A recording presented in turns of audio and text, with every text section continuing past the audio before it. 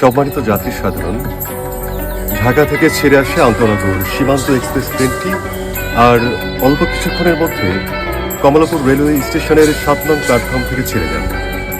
আপনারা আপনাদের মালামাল গুছিয়ে নিন, কিছু ফেলে গেলেন কিনা দেখে নিন।